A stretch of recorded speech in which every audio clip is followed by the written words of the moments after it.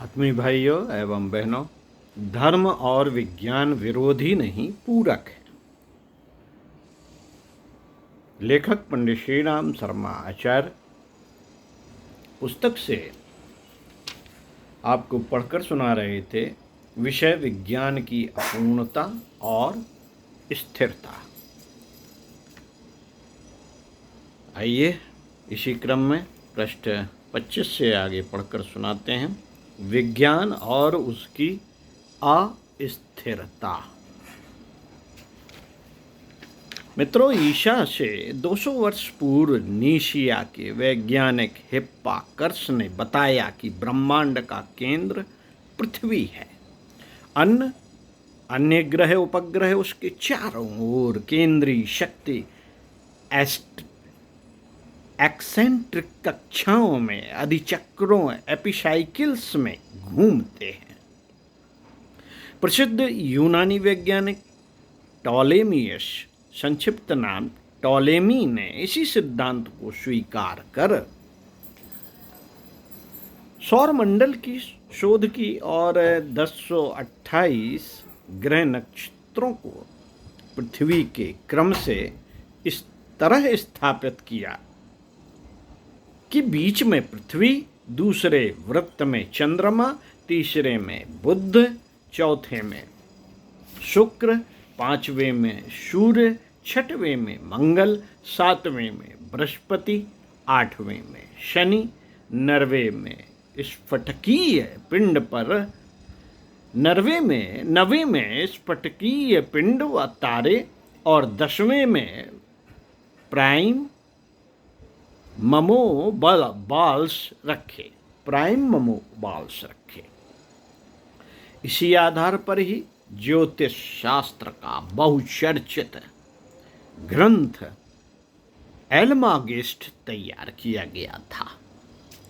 1400 वर्षों तक यह सिद्धांत अकाट्य माना गया।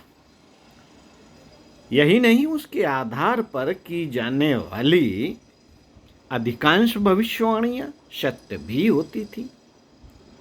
लोग अल्मागेस्ट को पूजते थे, एक प्रामाणिक वैज्ञानिक ग्रंथ मानते थे।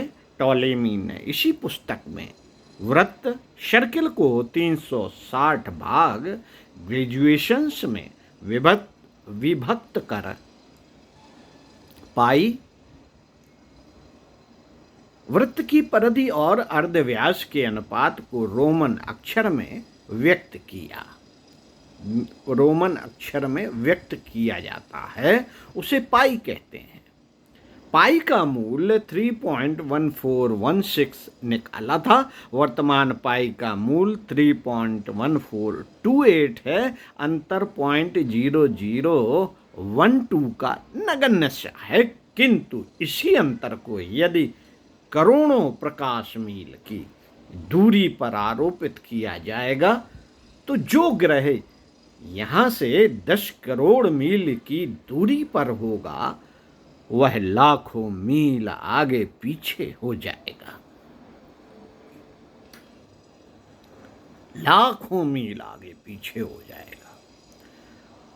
उस समय भी यदि विज्ञान को लोग इसी तरह मानते रहे हों जैसे आज, तो उनसे पूछा जाना चाहिए कि विज्ञान झूठा क्यों हो गया।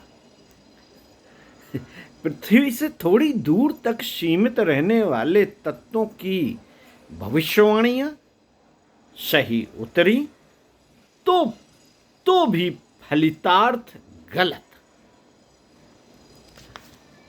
यही तो है विज्ञान की परिमितता। हम जिसे कल तक अकाट्य माने बैठे थे वही आज गलत साबित हो गया। ऐसे विज्ञान को कौन पूर्ण कहेगा? कौन यह दावा करेगा कि विज्ञान सत्य है? धर्म नहीं। विज्ञान सत्य है, धर्म नहीं। कौन करेगा ये दावा? विज्ञान मनुष्य के सीमित ज्ञान के सीमित निष्कर्ष हैं, उनको ही सब कुछ बिल्कुल सत्य मान लेना मनुष्य के लिए कभी भी हितकर न होगा। शाश्वत और सनातन नियम जो भी हैं धर्म के हैं, सारे संसार का एक ही नियामक है, यह मान लेने में किसकी हानि है। परस्पर प्रेम, न्याय, ईमानदारी का व्यवहार करना चाहिए। हम सब भाई भाई हैं, यह मान लेने पर किसका बुरा हो सकता है, किसका बुरा हो गया। धर्म सुख और शांति प्राप्त करने का अकाट्य सिद्धांत है। यदि कोई सिद्धांत इसके विपरीत जाते हैं तो वह धर्म नहीं हो सकते, जबकि विज्ञान की सत्यता को कभी भी अंतिम नहीं कहा जा सकता।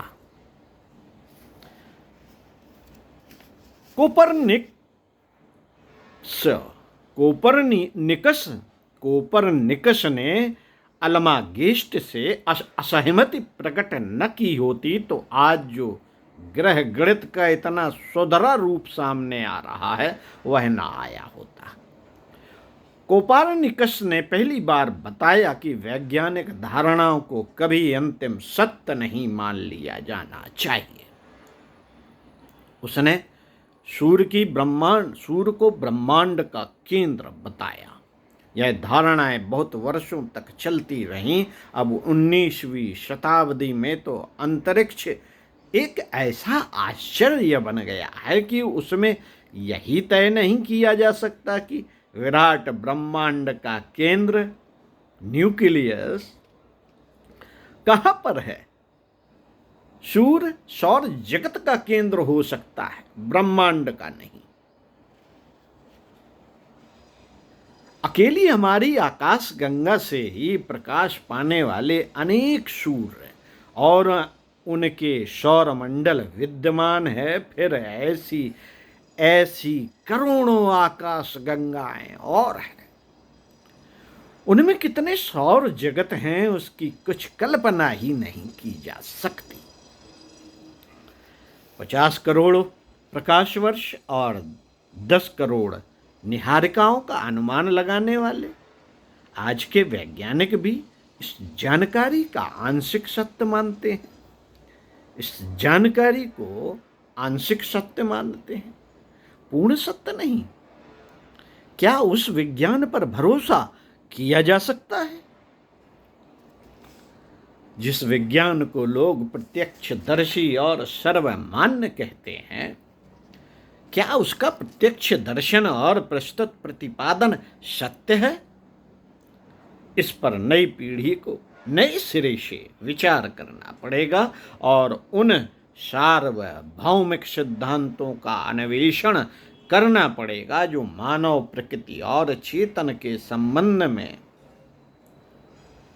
सही जानकारी दे सकते हों। जब भी ऐसी आवश्यकता उठेगी हमें अपने अंदर से हल खोजना पड़ेगा। अपने अहम भाव का विश्लेषण और विकास करना पड़ेगा। इसी का नाम धर्म है और इसी का नाम अध्यात्म। मित्रों, ब्रह्मांड संबंधी उपरोक्त सिद्धांतों के साथ अब सैकड़ों वर्ष तक काम करने वाला न्यूटन का गुरुत्वाकर्षण सिद्धांत भी हवा में उड़ने लगा। एक दिन महाशय न्यूटन एक बगीचे में बैठे थे। उन्होंने देखा एक फल टूटकर नीचे जमीन पर आ गिरा। प्रश्न उठा, फल नीचे ही क्यों गिरा? वह आकाश में क्यों नहीं चला गया? इस घटना के बाद न्यूटन ने गुरुत्वाकर्षण के सिद्धांत को प्रतिपादित किया। उन्होंने बताया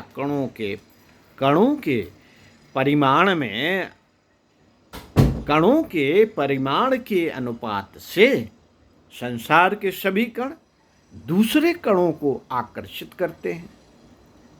न्यूटन के अनुसार कणों की दूरी बढ़ने के साथ यह आकर्षण बल घटने लगता है। न्यूटन के गुरुत्वाकर्षण सिद्धांत पर अनेकों मशीनें बनी हैं जो काम भी करती हैं, किंतु 1916 में आइंस्टीन ने बताया कि ब्रह्मांड के कण स्थान और समय में एक सीधी रेखा में चलते हैं।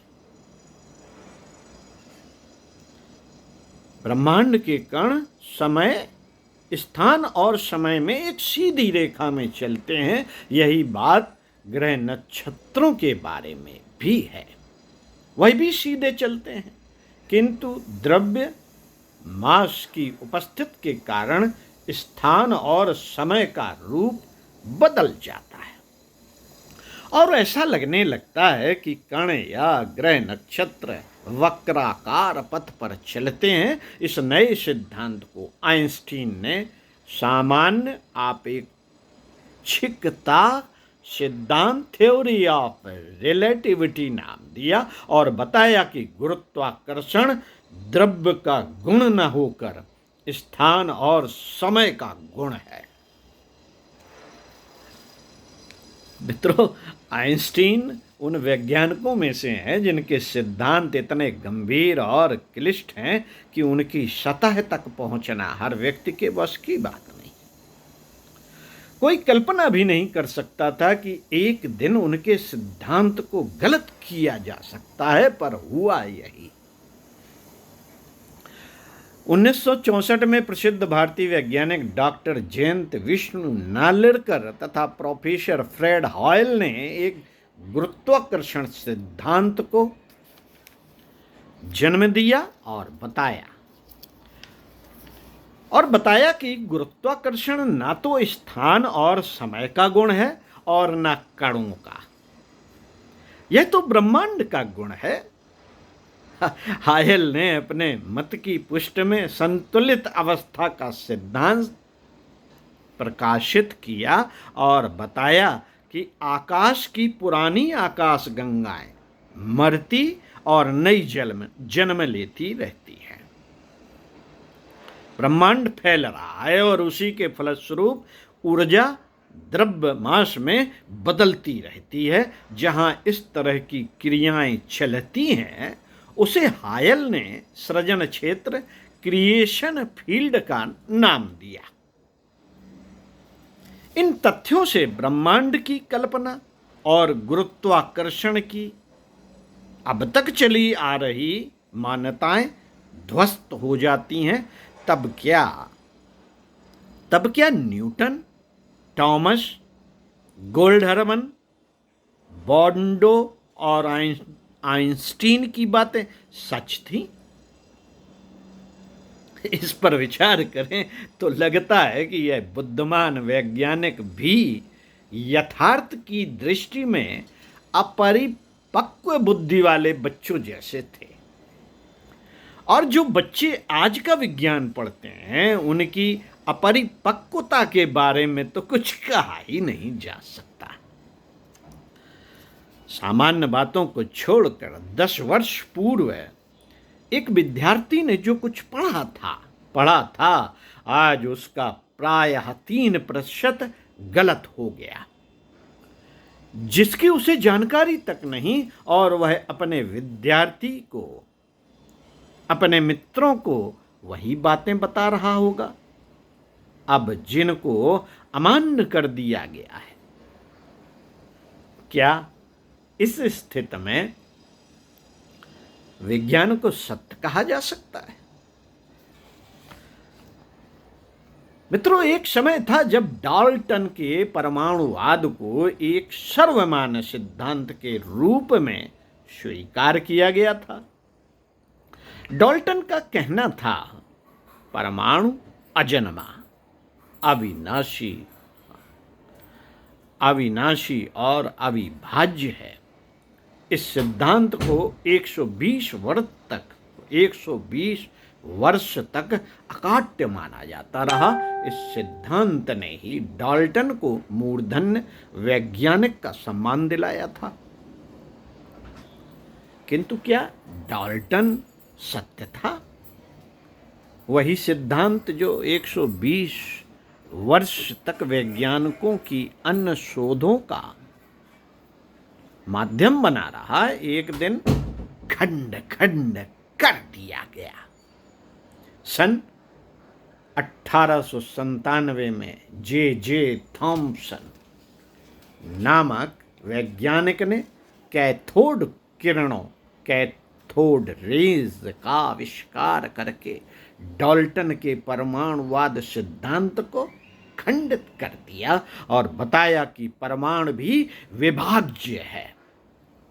एक दिन उन्होंने न्यूनतम वायु दबाव की एक नली में ऋण ध्रुव कैथोड से विद्युत धारा प्रवाहित की। उससे एक प्रकार की किरण कैथोड से निकलती हुई दिखाई दी, जिसके अध्ययन से सिद्ध हो गया कि परमाणु के भीतर भी आवेश या शक्ति कण होते हैं। इन किरणों के मार्ग में ऋण पोल नेगेटिव पोल लाने से विकर्षण रिपल्शन की क्रिया हुई और उन किरणों ने अपना मार्ग बदल दिया। इससे यह सिद्ध हुआ कि परमाणु के भीतर ऋण विद्युत आवेश विद्यमान है। उसे इलेक्ट्रॉन्स कहा गया।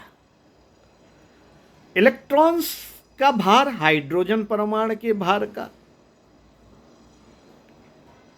0/1850 होता है। इसलिए वैज्ञानिकों को इसकी खोज के बाद भी अनिश्चय सा